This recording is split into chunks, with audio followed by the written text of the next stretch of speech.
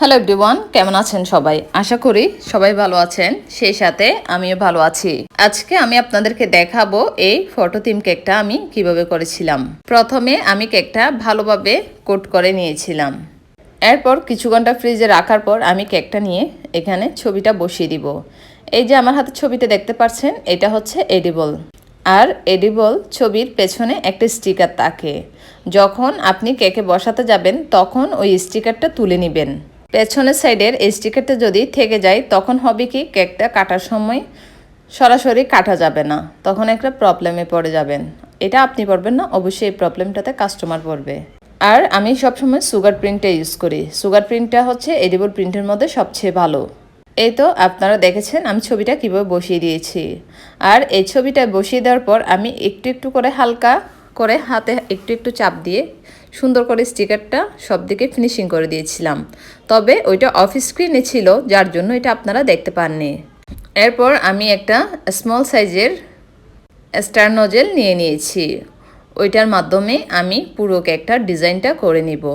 প্রথমে আপনারা দেখতেছেন আমি একটা রোজেট ফ্লাওয়ার দিয়ে দিয়েছি। দেওয়ার পরে ওখানে কয়েকটা স্টার দিয়ে দিয়েছি।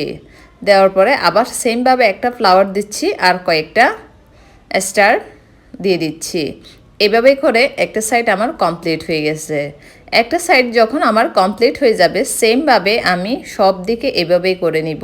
সব সাইড যদি সেম ডিজাইন না রাখি তাহলে দেখতে ভালো লাগবে না। মূলত ওই জন্যই কেক স্কোয়ার কেকগুলার সব দিকে সেম ডিজাইনটাই রাখতে হয়, কারণ এটা যেহেতু স্কোয়ার হয়, এক এক দিকে এক এক ডিজাইন হলে ভালো লাগে না। আর আমি যে নজেলটা নিয়েছি, এই নজেলটা হচ্ছে একদম স্মল সাইজ।